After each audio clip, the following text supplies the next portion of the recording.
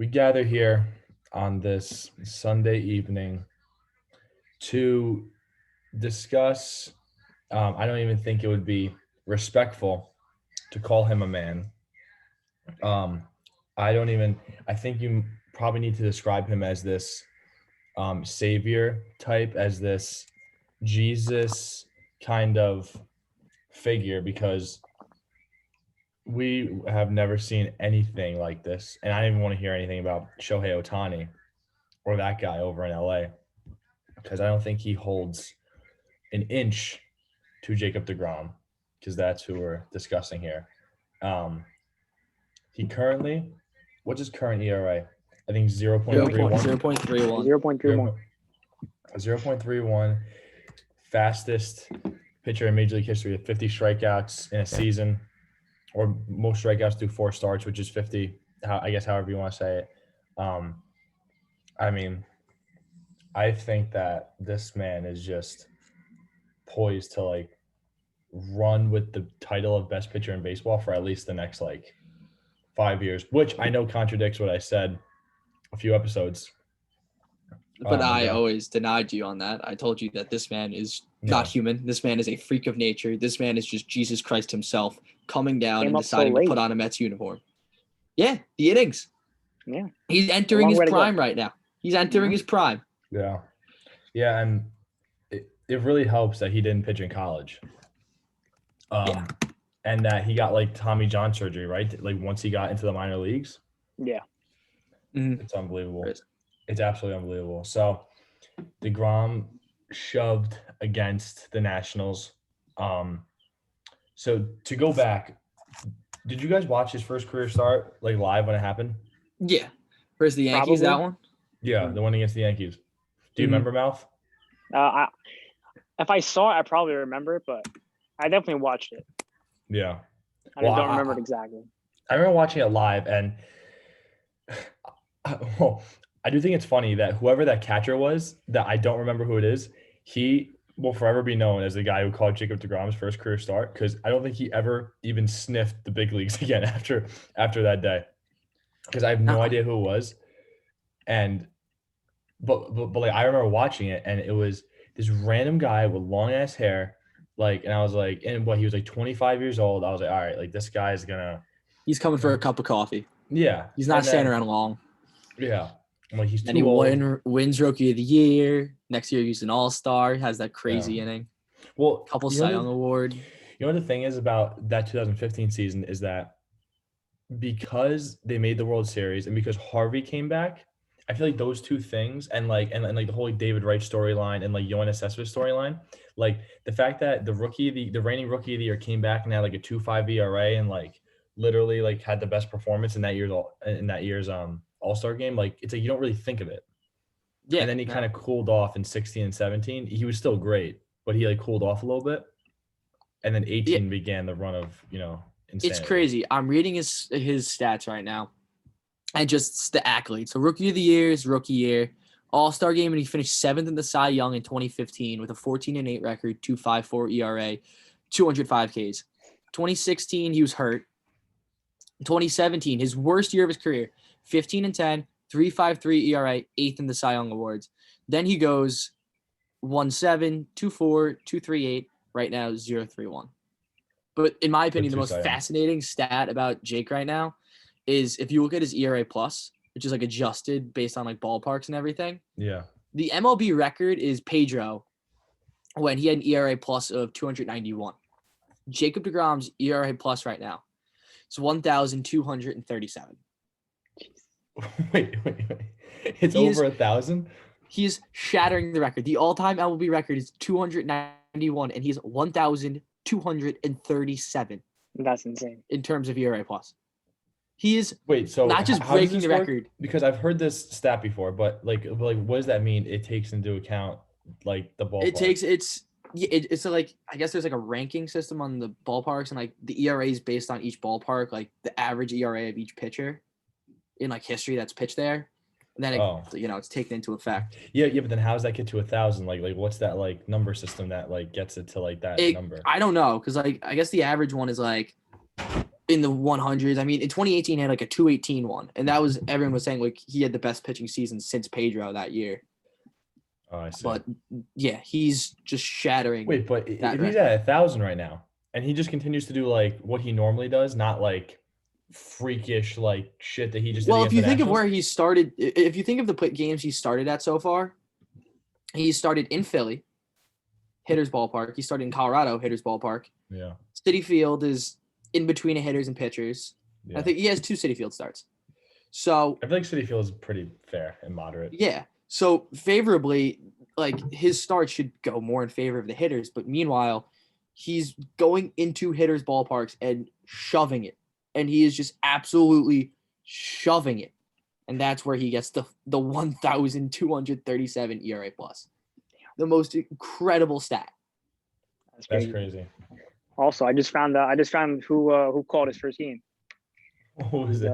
It was Juan Centeno. Dude, that's who I should have put on your tweet, Wendy, about the most obscure Met or whatever, like an obscure Met thing when they were losing. Oh, Wait, what's his name? Juan Centeno. Centeno. Juan Centeno should get a place in the Mets Hall of Fame. Well, when they built the statue of Jacob deGrom outside City Field, they should have Juan Centeno like with his hands over his shoulder. Either Juan Centeno or Thomas Nido across from him. One or the other. But yeah, Little did we know, Tigers. Juan Centeno. just absolutely unbelievable. Not even unbelievable. Just crazy what he's doing right now. It's And so that game fun to ended watch. 1-0.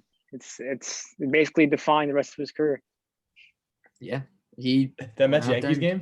The Mets Yankee game, the Mets lost 1-0. Oh my no god. run support ever. Yeah. No run support ever. What? Okay, that's freakish. That's weird. That is really weird.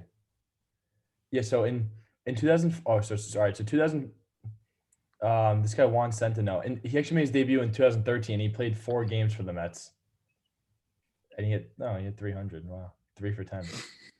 But then he played 10 games in 2014 and then he left, and now he's been like bouncing around everywhere. That's so I mean, weird. I know this is also a stat that's always been floating around right now. But the fact Jake has faced 101 batters and has 50 strikeouts, like not just like you recorded 101 outs. He has faced 101 batters and 50 have K'd. That's crazy. That's a 49.8% strikeout rate. That's It's retarded. That's absurd. crazy. That is absolutely insane. His Ks per 9 right now is 15.5. Yeah. What's the all-time record for that for a starting pitcher? Because that's something that if you can get that ERA plus record, the K per 9 record, and have like a sub 2 ERA, he would probably be cemented as like the greatest season of all time for a pitcher. Ks per 9, the all-time record is I'm gonna guess Shane Randy. Bieber. Shane Bieber from last season, 14.1. Okay, that doesn't count. And then Garrett Cole is behind him at 13.8. And then Jake is third all-time from last season when he went 13.7. See, but like, how do you like measure that from last year? Because that was 12 starts. And that's why You know what I Bieber mean? has the number one. Right. Cole I was at thinking number it's like 2. Randy Johnson. Randy's at number 4. But Cole at number 2 is legit because that was 2019 with the Yeah. Astros when he was dominant. Yeah, I figured But- that. That makes Yeah, sense. it's crazy. One other weird thing about Shatter deGrom is that I don't remember any of his playoff starts from 2015 except for the one against the Dodgers. Like I don't If you remember go him pitching against back the and Cubs or the Royals. He won both of his starts versus the Dodgers. He pitched game 1 and he pitched game 5. Yeah. And he was great in both of them. Game 1, he was better than game 5. Game 5, he had a rough one, but I think game 1, he had 14 Ks versus the Dodgers. Yeah. If my mind is accurate. I just don't. Also, he's remember him raking pitching. too. He's absolutely raking as well. Yeah. Well, he has more hits than earned runs, right? Yeah. Yeah. He has more runs driven in than earned runs. He's more RBIs than just a freak of nature. Yeah. No one like him. Where is it? Postseason pitching. See, like, this is the versus the only reason why Dodgers. I would want to keep the no DH, but like it doesn't outrule that we desperately need a DH right now for this team. Yeah, this team is a disaster in the field. Today was a great game, though. Looked really good in the field, but Yeah, they're they still did. absolute. He had 13 Ks versus the Dodgers in game 1, then 7 versus the Dodgers in game 5, Okay. 7 versus the Cubs in game 3, and then he got shelled in the World Series. Really? He gave up 4 runs in 5 innings with only 2 Ks. Oh Jesus, yeah. Oh, you know what? Yeah. I think I might remember that start. I know, yeah. It Yeah, was he the did look clincher. good. It was the clincher. No, it I wasn't. Oh, it was probably the took that clincher. out of No, it my wasn't. memory. No, he came in. No, it was game 2. I'm sorry. It was game 2. Game 2. Yeah, Yeah. it's a GS5. That was weird. But he yeah, I mean that's such a small sample size. Those are the only postseason games he pitched, right? Because in 16, Syndergaard started the wild card game, and they haven't been back since. Because he was hurt. Yeah, and they haven't been back since. The only other thing that he has left to accomplish really is, I guess, like win like an MVP, which he probably could do this year. If they're a top team, I could see it.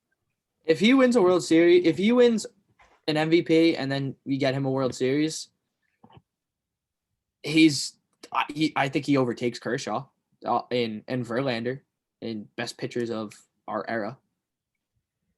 I mean, did he come up late? Yes, but his dominance I think he needs an and the MVP things he does. because both Verlander and Yeah, Kershaw he have needs the that. MVP because the two of them have MVPs. And he needs another Cy Young. He gets 3 Cy Youngs. I mean, that's more than Yeah. Verlander and Honestly, I wouldn't even say he needs the MVP. I think it would be nice, but like Verlander's career ERA is in sub-3. I know that for a fact. Yeah. And like I feel I like mean, Jake is Jake's gonna right hover now around this is- 2.5. He's at 2.55 right now, but I feel like he could drop it down to 2.4 something. honestly, he could.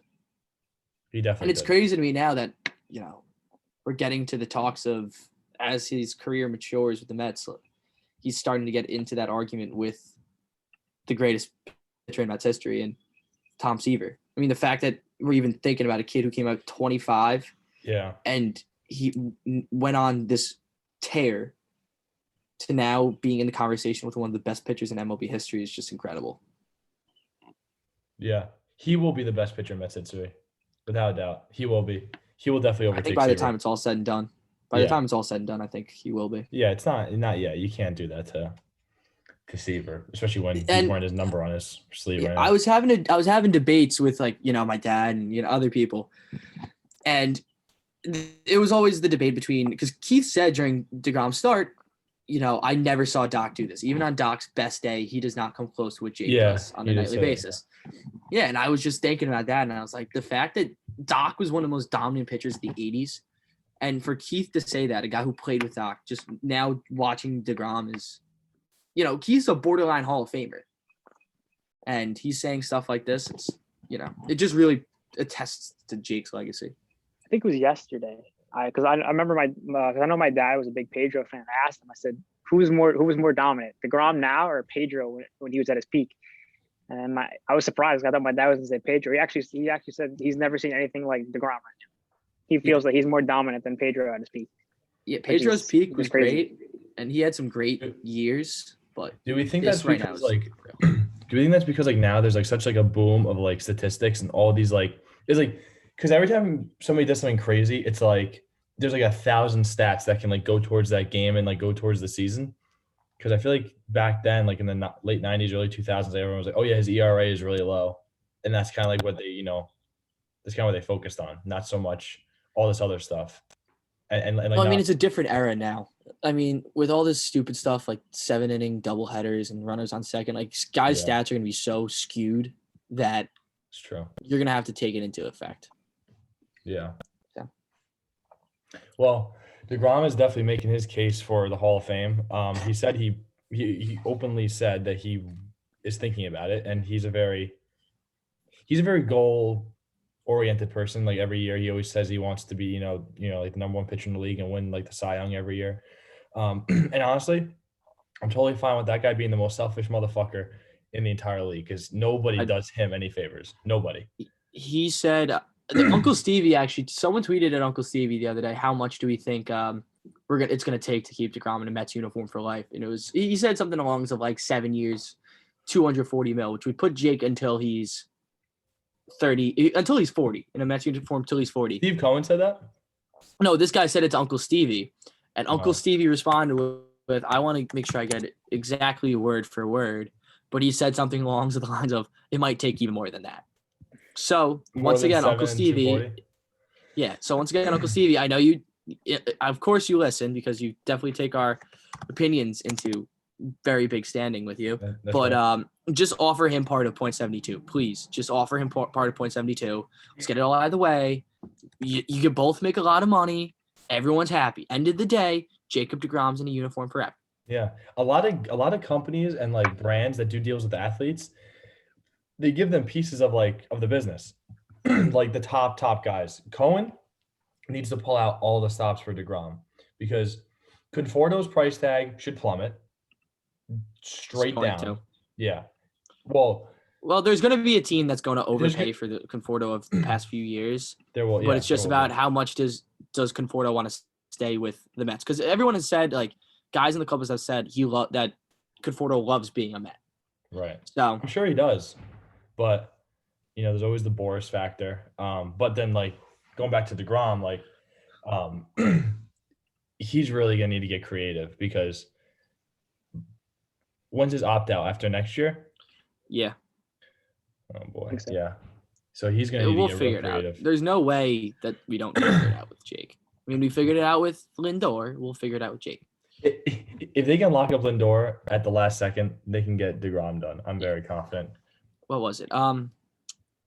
Minor news, but kind of nice news. Drew Smith, the guy who's dealing in spring training, one of the relievers, he just got activated from the injured list. Is going to the optional site in Brooklyn. So Wasn't that the guy that gave the grand slam to Gary Sanchez last year? Drew Smith. yeah, it Throws was. hard. But Throws throws really hard, but has looked really good. He would definitely take the spot of like a Barnes or a Tarpley, both guys who are miserable. He'd be so much better than them. So I'm cool with him. Barnes. And Tarpley has an infinity ERA. His Mets career is going to end with an infinity ERA. Good. I hope he never steps foot on that mound again. I hated that guy. As long as we have Reed Foley I was about to say, I want to see him more. and Edwin Diaz coming after a Jacob deGrom start, we'll be all right. Whoever that guy. And Reed. Miguel Castro. Let's go, Castro, baby. Yeah, he's been filthy. Castro's been really good. And Trevor Mays, he's settled in. I also don't want to give Castro any credit only because Brody brought him over. I just kind of want to dismiss everything he does, but Fair. But at the same time, But hey, we love Edwin Diaz. We love Edwin Diaz. That's true. Or Malfa loves Edwin Diaz. Love me some Edwin Diaz. Well, we better love Edwin Diaz because we gave up Jarek Kalenic to get him. So hey, if he keeps pitching the way he's pitching, maybe it wouldn't be as bad. Yeah. Right. Noah just tweeted out. The Braves just got no hit. That's kind of cool. They did? Yeah, 7-inning no hitter. 7-inning no hitter by Mad Bum. Wait, so does that count as an actual no no-hitter? It's not counting. It's stupid. They said it's unofficial. Noah just tweeted out at Fernando Tatis Jr. Praising him for roasting the shit out of Trevor Bauer. Wendy, I want to check our status here. We're an anti-Jeff Passan podcast. Is that what we are? Or anti-Anthony DeComo podcast? Anthony DeComo. Definitely anti-DeComo. Do I follow him currently? Yes, but we're still anti-DeComo. Because he will be anti-DeComo until he apologizes. I don't remember exactly what he did, but he did something that really got me mad. So I became an apologize. You don't remember. I'm scrolling back to it because I was really mad at him. He said something along the lines of where is it? I was so mad. I remember what he did. I remember what he said. It was really stupid. Keep talking. I'm finding it because I want to get pissed at him again. Well, I was so mad at him. Passan says that everybody should celebrate the Bumgarner no hitter and treat it as it's real. But if there's a Major League Baseball game that's going to last 7 innings, I don't think any aspect of it should be considered real. I just absolutely hate these rules and unless Jacob deGrom has 21 strikeouts in a 7-inning game or a perfect game through 7, then it should count. Everything else, I'm fine with it not counting. Right. Yes. Absolutely. Especially where's for DeComo? the theme. What did I get mad at DeComo for? Wendy, while you look, Malfa, what does it need? So I think this is DeGrom's 8th year in the league. So in order for him to qualify for the Hall of Fame, you have to play at least 10 years. Let's say 2 years were to pass, and what does he need to get there? Because I think he's a Hall of Famer right now. I feel like those old fucks in the Hall of Fame that like to mess everything up would not vote him in if he kind of kept his numbers relatively where they are now. I think they were talking about it last night. I think he needs to get a little more. I mean, I know he can't help it, but if he More gets a wins. decent amount more wins and mean, pitches the way he's been pitching he'll with his get to ERA, 100. he'll get it. Yeah, like I'll be surprised if he pitches like this for a couple more years. There's no way he doesn't get it. Yeah. He's too dominant for too long. If he does this like say 3 years from now still, it's too dominant for too long. You're talking like a 7-8 year stretch of just like pure dominance. Like Yeah. there's no way he doesn't get it. I found my Down deGrom to tweet. Wyndham? There it is. Yeah. He tweeted out, "Wow, Joe Musgrove does it, and the Padres have their first no-hitter. The Mets are now the That's what only it was. team in MLB history without a no-hitter Oh. that didn't include a blown call that would have changed the outcome if ruled correctly. So fuck you, Anthony DeComo. That really And if I pissed me remember off. correctly, the game after Santana's no hitter, R.A. Dickey, Took one. yeah. He went deep. he into should the have had game. a no hitter, and then a he bad got call punked. took it away from him. Yeah, we would have had 2 in a row. How long did the bender last? Executive producer of American Idol actually liked that tweet, so that's kind of dope. What? Kind of a random fact. Random fact like for your us. tweet? Yeah, he liked my fuck Tacoma tweet. He's like, what a dick. He's like, this guy's an absolute dick. And I was like, thanks. So All right. Well, I guess we get got into some the stuff validation. with the team that actually pisses me off. Well, hold on a 'Cause second. there's a lot We're about we're this here- team. I know, but we're here to honor deGrom. We're here to talk about him because this is what brings happiness to our lives. Okay, the team and not hitting, he's frozen. I think Wendy's dead frozen. He's There back. you are. All right, I'm There you back are. now. What were you saying? I didn't hear you. I'm saying that we're here to honor deGrom and we're here to celebrate what makes us happy, not watching this team hit and not watching, Well, Jacob DeGrom like pitching Joey makes me Lucchesi happy. pitch. Yeah, adios, motherfucker, Joey Lucchesi. I have not liked any of his starts so far this year. They've really got me frustrated. He's not good. Like that's really just He's just not good. He's like a Michael Wacha or Rick Porcello. They're just not good. I'll look on the bright side. I will look on the bright side in terms of how much fun is this rotation going to be when we get Cookie and Noah back and then Lugo back in the bullpen. Yeah. This team's going to be fun at that point. Teams will be lucky to scratch off like 4 runs like in a game. Like they'll be very lucky. Like obviously then when we go, not often. Then it's going to be curious. Like, are we going to throw are we going to have a 6-man rotation? And I mean, I feel like you can't do we have 6 great pitchers, but at the same time, like you can't have a 6-man rotation and not have Jacob DeGrom throwing as many times as possible. I mean, you want Jake out there as much as possible, but thinking about it too, I mean, then who goes to the pen? That's my question. Wait, but who would be the 6th guy?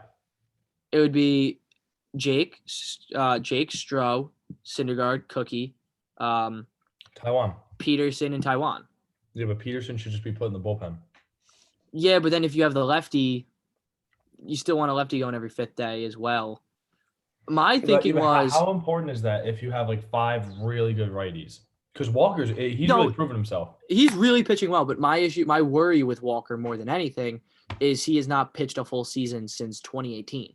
He made 1 start in 2019, and he made a couple starts last year. He hasn't he hasn't got his arm back up to the endurance level that we might want down the stretch. And then come the stretch, I'd be worried if he got hurt or something like that. Well, yeah, I think you keep him starting. Good to have Peterson just like in the bullpen, and he should be used a lot if he's in the pen. He should be effective. I think eventually down the line, if we're going to win this season, when it comes time for a stretch run, Lugo's not pitching every day because he can't, and you need him as a weapon. I think you move Taiwan Walker there into the pen and make him basically another Seth Lugo for a couple games, because what's better than one Seth Lugo 2? I mean, if you can have Lugo go one day, T-Walk go another day, and maybe on a T-Walk one, it's with David Peterson, so Peterson goes 4, T-Walk goes 4, and then you hand it right off to Edwin Diaz. That's trumpets. That is automatic trumpets. Narcos is blasting with a lead. I mean, I think it's something that they're going to have to look at down the road, especially with the health concerns of Walker. Hopefully he stays healthy, because I love him when he pitches. He's so much fun to watch, but it's definitely food for thought. I just don't think you can make that change until he starts to slow down. And then if he does slow down, then you could, cross that bridge. Yeah. I mean, it's just, you want more weapons. Mikey's hitting the ball more. Mikey's hitting the He's ball a starting little to bit get out more. of it. Slowly, like real baby steps. He's hitting the ball still- very hard lately. He's just swinging at all these pitches out of the zone. Like there's zero discipline right now, and he's just really trying to push the envelope right now in terms of getting back to that superstar level, which is probably hurting him. Speaking of superstars, Pete is once again a superstar. Pete is that dude once again. Pete His is a beast. defense this year. I mean, he looks like he's young Keith Hernandez, just a very fat Keith Hernandez at first base. I mean, his bat's been incredible. I love Pete. I saw a tweet earlier and I retweeted it. I love Pete batting in the 2-hole. I think he's just less aggressive and more of a smarter hitter when he's in that 2-hole. Him getting up more and more and more constantly, he just drives in so many runs. Yeah. He's gonna have a big year. Because especially when Lindor his picks numbers it at the end up. of the year are gonna be big. Oh yeah. Lindor looked frustrated today. I feel like he's starting to get frustrated with the slump. Yeah, he did square up a couple though. He did hit a couple hard hit balls. Dude, his stats are like little league right now. He has like 3 RBIs with 1 home run, like hitting like 220. It's Not even. Yeah. I feel bad for him. I mean, it's a new adjustment. break He's out of never it. played in the National League. I mean, it's like he's facing all new pitchers he's never faced before. Like, Yeah. let's not forget that. We all I knew don't there was really going to be an care, to be adjustment honest, period like, coming over. Yeah, I really don't. I don't care. He could take as long. He's as going to get it wants. together. He's going to Yeah. get it together. He will. I mean, who did he hit the homer against? It was nobody big. It was off It one was of the Cubs big, pitchers. yeah, it was against Cubs. Oh, it was in Chicago. Oh, Zach Davies. No, because yeah, well, here's the thing. Like, he faced Chicago. He's faced the Cubs a bunch. He's never really faced the Phillies in his career. The Marlins he's never really faced. I mean, it's going to be an adjustment period seeing guys he really has never seen before go up against them. But once he, sees them second time, third time, he's going to break out and he's going to dominate versus them. He's going to be the old Francisco Lindor. It's just we have to be patient. So coming up, the Red Sox are coming into city, I think. Pumped for that. I would that series. love for them to scratch out a win. And I'm pretty sure Peterson's pitching on Tuesday, right? It's Peterson DP versus Garrett Tuesday. Richards. DP Yeah. Tuesday, and then Jacob DeGrom Monday. fucking deGrom on Wednesday. Yeah. So if they can win on Tuesday, they can almost pencil in a win on Wednesday because and then that would put them, I think, 3 games over 500 currently. That would put them 3. And then that would, I think if they can hold on to first place through the first month, I think that's huge because if they can hold on to first place through all the bullshit that's gone on in terms of the offense not being able to drive in runs, that is amazing. Especially with how strong, the division is, even though they're not playing like it. Yeah, I mean, we're going to play Philly the end of the month for the 3rd time this season already. So it would be nice if we could, take 2 from the Sox, 3-game winning streak going into Philly. I feel like it would just definitely give some momentum. Definitely some momentum because then you go into Philly, then you go to St. Louis, and then you come home and play the Diamondbacks. You got some good teams coming up in these next 3 series. Yeah. So. Yeah, the goal should definitely be to hold on to first place throughout this month, and then as the warm weather kicks in, hopefully the bats come. That's because come May, cliche, but it could. Come May, we don't have a terrible schedule. Like after Philly and St. Louis, we come home, face the Diamondbacks, then we face the Orioles, go down to Tampa and face the Rays for a few games, go to Atlanta and Miami, and Colorado comes to town, Braves again, Diamondbacks again. Yep. So we can capitalize on this series right here, and then win both series versus the Phillies and the Cardinals. Then you go on a run. Then you go in the driver's seat, and then that's when you solidify yourself as a great team. Because June is not going to be fun. June's going to be tough. We have a tough schedule in June. Start off with 6 of 8 against the Padres. Yeah, we're going to have the Padres a lot. We have 6 out of 8 games against the wait. So the first 6 out of hold on, I'm having a stroke here. The first 8 games we played the Padres 6 times. Let's see. Jewel. 1, 2. The Diamondback 6, series overlap. 8, So the first 11. 6 first 11 7 of the first 11 7 of the first games 11 games in June, against we Padres. face the Padres. That's tough. And then we But- play the Cubbies again. Then we face the Nats, then the Braves, then the Phillies, and then the Nats and the Braves. Oh, So boy. June is going to be tough. So Yeah. if we can capitalize with this stretch run, go That- through May with some That wins. would be a good test to see how this team is against the Padres, like at that point in the season, because that's like when everybody gets going. Like that's when like hot streaks like really get started and like those like divisions start to play out and see how it goes. And then you got That's Syndergaard exciting. coming back mid-June. Oh, Wendy, you look Cookie good, and right? Noah. Cookie and Noah's first start could be versus the Pods. Are you kidding me? Oh, Well, that'd be fun. Cookie should be back. They said May. I heard first or Noah. second I week heard of Noah May. might be ahead of schedule too. Like Noah might be Noah's, end of Noah's May. getting ahead. But Cookie he should be back first or second week of May. They said. Dude, if we get a That's so start dope. from Noah versus the Padres, I think he throws at Tatis's head. Like I think he tries to kill Tatis. Well, no, Why? they're Like, united right now. Yeah, they're united. Well, I was they're about to say. united, but like I just feel like he's gonna want to rise some tension. I feel like there's gonna be tension when we face the Padres in a similar way that there is when the Dodgers are facing the Padres right now. I mean, I know they're divisional rivals, but there's an upper echelon of teams in the National League, and it's the Dodgers, the National League. Padres, and us. So Yeah. there's gonna be a lot of aggression regardless. But Absolutely. also, when I was thinking, let's play some bets. When's the first time we see the black uniforms? I'm telling you, the summertime. It's gonna be the it's- summer. Well, gonna the be black, a you've lot. seen the black shirts are out. They're all wearing the black t-shirts nonstop. I saw that in the post. We got a Friday night game May 7th versus the D-backs at The home. The first Friday night game in June is against the Padres. That was my thinking. Could we Okay. possibly see a Yes. home Friday night I'm gonna blacks say versus yes the to Padres? that one. I'm gonna say yes. I'm actually going on May 11th when they play. They play the Orioles. Yeah, when they play the Orioles. So hopefully we can see like Harvey pitch. But that's a pretty safe bet, I think, when we play the Padres. I'm gonna go end of May, May 28th versus the Braves. I'm gonna go May 28th versus the Braves. They're gonna want to break it out for a divisional game. Yeah. Get the juices flowing a little bit. Boys are coming back. Noah's coming back next week. Lugo's probably back by then. Oh, Yeah. Yeah. Well, the whole squad will be ready and armed. Just Doubles Davis is gonna stay hot. Lindor's gonna be cooking by then. Yeah. As long If as they're we don't not, hit then a I'm gonna be field and losing my throw a mind. ball. Listen, if JD's, yes, his defense is atrocious, but if he's hitting the way he's hitting right now, I do not care how bad his defense is. I do not care. This dude is the only no, reason our he- lineup he- is somewhat decent right now.